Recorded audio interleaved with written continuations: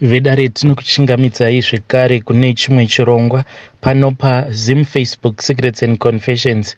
Tadzoka zvekare nemamwe mamessages. Regedzai tibva tapinda mumamessages edu atadzoka takakubatirai. Message yedu yekutanga yakamira sekudai so. Hanzi makadi zvenyu mukomana ndinokumbirawo kuti munge muchindiposterawo nyaya yangu makaviga chitupa changu. Ndinogarawo ndichingoteerera maconfessions enyu.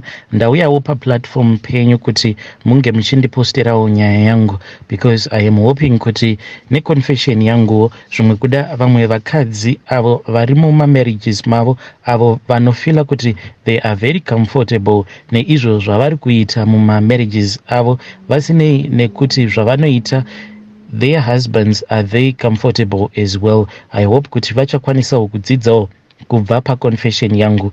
Inini mukomana Nashi handina kana kumbogara ndakapinda mumarriage, but from a young age kubva zvandakatanga kumitiswa ndakatongomitiswawo nemurume uyo ainge aine mhuri yake, and I accepted it. Inini ndakagara ndakatongozviudza kuti ndinoda kuti ndinge ndichizoita mukadzi wechitu pabarika. Maybe it is because munhu akanditanga akatanga neni iye ainge aine mukadzi, so to me it is very normal kutodheita murume wekuti anenge asina mhuri yake. It is not normal at all. I want a man wekuti kana akauya kwandiri ndinoziva kuti tinenge tichisolva maproblems 1 2 3, ende zvemastress kazhinji iwewe kana uri the side chick mastresses hakuna, because kana munhu achiuya kwauri anenge achitoda kuti ange achibvisa stress yake pauri, saka kuti iye azowana nguva yekuti ange achizokustressa, it is very rare. Ende chimwe chandinofarira ndechekuti murume paanenge achiuya kwauri iye anenge achida kuti iwewe unge uchigadzirisa mamistakes ose awo anoitwa nemudzimai wake. Saka it is very easy kuti murume kana akakuudza kuti mudzimai wangu iye panguva yebonde haagone kunyatsokundifadza kana kunditambira zvandinofarira, then iwewe unenge wava kutoziva kutoti saka baba ava zvinoreva kuti ivo pabonde vanofarira ABC. Iwewe manje unenge wava kuita iya yavanoti to go the extra mile so as to please him. Iye on his side anobva ati panapa ndazviwanira munhu anoziva zvandinoda, but what you will be doing is unenge uchitongopiwa homework inenge iine maanswers already, because varume ndo zvavari. Anotongokuudza kuti the reason as to why I am with you, it is because kumba uko dzimwe nguva ndinokwanisa kuti kana ndikaenda kunoshanda for 3 months ndisipo pamba kana 2 months, pandinozodzoka pamba ndinenge ndichiexpectawo kuti mudzimai wangu ange achizondiisirawo mvura yekugeza, ange achizondibikirawo, ange achizondipfugamira. Saka munhu anenge atokuudza maweaknesses ose awo anoitwa nemudzimai wake. Chako chete chaunenge uchifanira kuti unge uchiita ndizvozvo zvekuti ivo pavanouya kumba kwako, baba ava vaunenge uchidanana navo, wobva wavapfugamira, wobva wavapa mvura yekunwa. Vamwe ndivo vanoti ndinoda kuti kana ndinge ndichidya mvura yekunwa inge iri paside. Kana kuri kunzi ndo mamistakes aanenge achikuudzai kuti mudzimai wacho haakwanise kumuitira, iwewe you just follow through. Saka inini mukoma ndichizouya panapa, confession yangu yakamira sekudai so. Ndakati ndamitiswa ndokubva ndazoitwa small house, munhu aitopota achitoya kumba achitondichengeta zvakanaka inini nemwana wangu, zvese zvainge zviri ball, but takazongotanga kungovhiringidzana because iye ainge ava kuda umwe zvekare wechinumber 3. Iye akabva azoita mistake yekuti ndakabva ndazofind out kuti kwainge kwava nevamwe amainini. I knew kuti amainini ndini ndainge ndiri the unofficial amainini, but akabva azoti ainge achida zvekare umwe mugirlfriend. Ndikabva ndati izvozvo handizvikwanise. I had accepted kuti une mukadzi wako amai guru variko, ivo vachiita yavanoita inini ndichiita yandinoita, saka zvekuzonzi kunenge kuine umwe mukadzi kumashure kwangu izvozvo maya, ndokubva ndazorambana naye. Ndakati ndichirambana naye mukomana Nashi at that time, mushure mekunge andimitisa ndiri muform 3 kudaro, ndakagara mukoma ndakachovha for a very long time, not kuti kwainge kusinawo vamwewo vaipotawo vachinditapudza nyota, vainge variko, but it was nothing that was serious. Then ndakazoti muna 2020 ndipo pandakabva ndazosangana nevamwe baba. Baba ivavo vanondigonera. At my age ndinototi ndimwari kuti ndinge ndichitotiwo I am now a landlord. Mukomanashi baba ava ndakasangana navo vachangobvawo kuSouth Africa nemhuri yavo. Aiwa, munhu ane tunhu twake mukunotaurirana. Ivo vakabva vazondiudza kuti ivo mudzimai wavo haachafarire zvokudzoka-dzoka kuZim since kuSouth Africa ikoko vane imba yavo zvekare nevana vavo vava kudzidza ikoko kuSouth Africa. Saka vakabva vati kaculture kekuSouth Africa kanovabhohwa, ende mudzimai wavo iye anoita sekunge kaculture ikako kamupinda munyama. Ava kukafarira kumusha, haachadi kuti ange achidzoka kumusha. Pose pavanomuti ngatimbodzokerei kumusha, iye anenge achingoti tinozoroyiwa. So when I spoke with him, ndikabva ndavabvunza kuti zvose izvozvo ndiri kuzvinzwa, saka imimi chamuri kuda kwandiri muri kudei? Ivo vakabva vati ndinoda munhu anokwanisa kuzondizvarira vana vekuti vachinokura, mukunokura kwavo vanenge vaine mitemo, vanenge vachikwanisa kupiwa mutemo wedu isusu pachishona. Ndikabva ndati zvakanakai, but iyi yekuzvarirana ndinotoona sekunge rinenge ratova drama. We need to take one step at a time. Aiwa, mukoma takabva tatanga kudanana zvekuti this man, he is always coming back to Zim. Ende kana vachitravela havaiti zviya zvinoitwa nechaunga zvemabhazi, vanongoti mundege within 3 hours munhu anenge ava kutokuudza kutoti I am now in Harare, then he will be driven to the place where he is renting out for me. This was before ndisati ndazotsvakirwa pekugara. Mukomanashi ndakambotanga ndichazvidhauta, ndichivadhauta baba ava, ndichingozviudza kuti maybe ndiri kungoitwa hangu muriwo, ndiri kungoitwa side chick, but kuburikidzawo nemadzisahwira angu vakandipawo that courage neconfidence yekungondiudza kuti munhu uyu kana achikuudza kuti iye anokuda, he wants a second family inenge isingazivikanwe nehama dzake zvekare nemudzimai wake, iwewe just do whatever that he wants, as long as you can see kuti he will be able to take care of you and taking care of your child as well as mwana uyo waari kuda kuti unge uchizomuzvarira. So mukoma, from 2020 kubva ipapo patakatanga kudanana, I swear to God kuti handina kana kumbogara ndakavachita kusvika muzuva ranhasi. Ende ivo ndakatotanga ndisingatovadi, zvaingova zvezvezvo kungoti munhu ane mari dzake kana akakunyenga chako chaunokwanisa kutongoita iwewe semunhukadzi kumubvuma, then wobva wazomudya mari yake iyo yaunotoziva kuti kunyange ukaidya sei haifi yakapera. Baba ava takachovha tikabva tati 2021, then muna 2022 ndakabva ndazoita nhumbu by mistake. Ende pandakaita nhumbu mukoma ndichizonozvara, mwana wangu ndiye akazova mwari wangu. Ende ivo baba ava havana kutozviziva kuti mwana uyu ndakatomuita by mistake.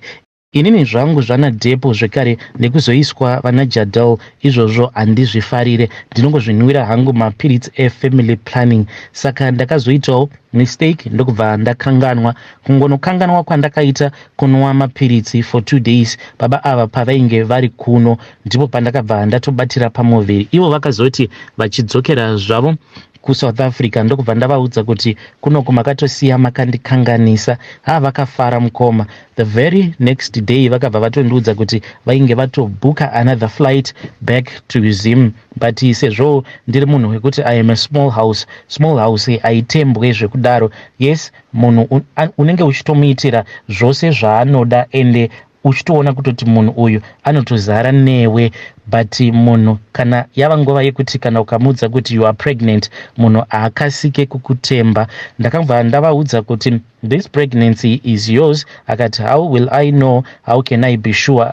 Ndikabva ndati tinoenda kumaDNA. Aiwa, ndakabva ndaona rume guru richiita kunyemwerera, rikabva rati now I know kuti this pregnancy is mine. Mukomanachi ndakabva ndapiwawo a blessing ndokubva ndazozvara mwana wangu mukomana, and he said that he wants my son to inherit whatever business that he is now doing here in Zim, zvima investment zvake izvozvo zvaari kuita zvekutenga dzimba achitengesa. So all of that zvichasara zviri muzita remwana wangu mukomana. Now My point is mukomanashi kune vamwe vanhu kunze uko vachakwanisa kundishora mucomment section asi musati mandishora. What I need to tell you ndezvekuti inini hangu, yes I know kuti ndiri small house, I am the unofficial wife. Mwana wangu haazivikanwi nehama dzemurume uyo wandiri kudanana naye, whom I can say is now my husband unofficially because takazvara tose mwana. Asi mukunondishora kwenyu zivai kuti inini ndakashanda neziya rangu. Mukoma, ndakashandisa musana wangu uyu kuti ndinge ndichizosvika pakutengerwa imba. Mukoma, baba ava ndaivakurunga zvekuti chiuno chaita sekunge chichagwejenuka. Baba ava ndichivakurungira ndichiitira kutiwo ivo vakwanise kuzondiitira zvose izvo zvavakandivimbisa. From the day ravakandiudza kuti since you are pregnant I have to make a plan so that unowanawo imba yako, ndikati imba chaiyo chaiyo muno mumaharare. Vakabva vati yes, kana ukanditreata nice ndichakutengera imba. Mukoma, chandinongoda kungoudza vamwe vakadzi avo vakangoti pweshe mumamarriages avo ndechekuti dzidzai kushandisa zviuno zvenyu. Musana uyu ngaushande kusvika wanzwa kuti chiuno chava kupisa. Musana uyu ngaurwadze uchiushandisa, because as long as musana wako usingagone kuushandisa, usingakwanise kukurungira murume wako nenzira dzekuti dzinenge dzichimufadza, haufi wakaendeswa kumavhakesheni, haufi wakatengerwa dzimotikari sezvinoitwa vamwe vanhukadzi, haufi wakatengerwa imba. Iye first wife, mukadzi wacho uyo ariko kuSouth Africa, anogara achienda kumavhakesheni, but musafunga kuti anoenda nemurume kumavhakesheni. The husband anobva atowana mukana wekuti ange achiuya kwandiri. Inini mukomanashi the small house ndakangoti ndichingozvara mwana wangu, mwana akati achingonosvitsa gore, ndikabva ndatonzi mwana ngaabve pamukaka. Ndikati why? Zvikanzi I want to take you somewhere that you had never thought that you ever go there.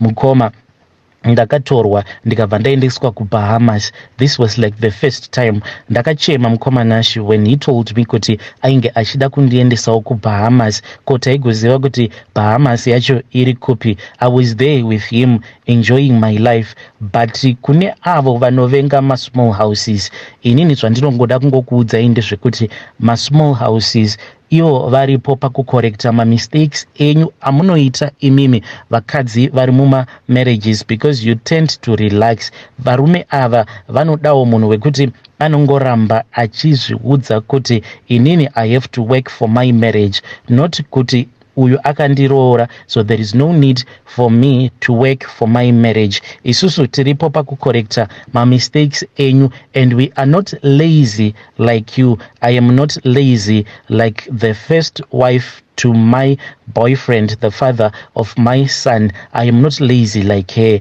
Ndinoti kana vari kuno baba ava ndinovapa bonde rekuti vega vanosvika pakutiza mubedroom vachiti kasi wasvikirwa here, ndauya kuno kuzozorora, please ndizorodze. Murume unofanira kunosvitsa paposition iyoyo yekuti anosvika pakukutiza mubedroom, not kukutiza nekuti une mashoko anovava, une muromo unoburitsa mashoko anovava, but kukutiza because unenge wanyanyisa kumupa bonde. Chiuno changu ichi mukoma chakasvika pakugwejenuka ndichishandira imba iyi yandiinayo pari zvino.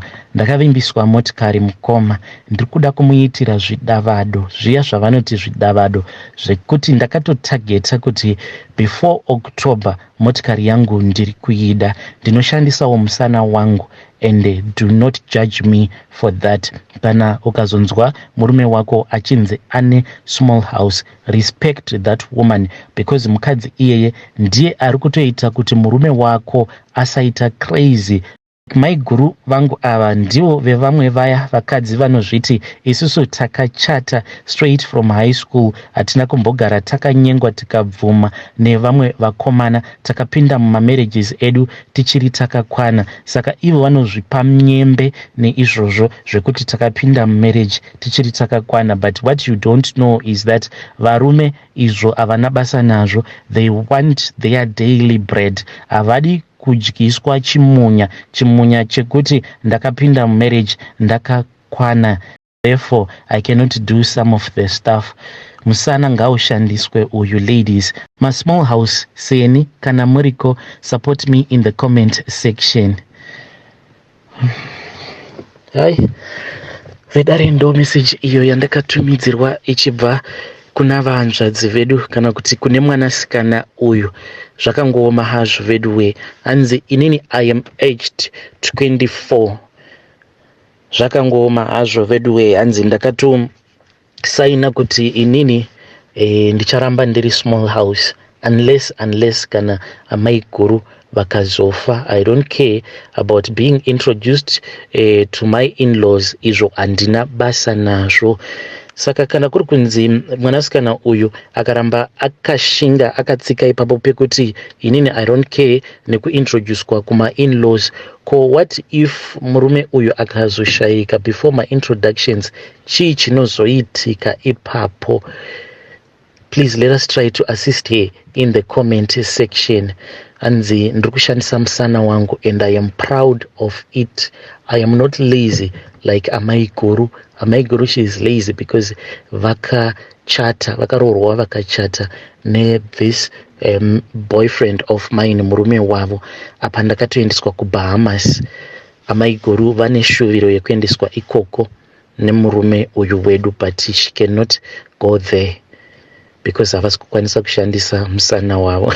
Zvakaoma. Hanzi kugwejenuka chiuno chii chinenge chii chinechitora nzvimbo zvekuti munhu anozosvika pakugwejenuka chiuno achifadza murume wake. Let us talk about it in the comment section.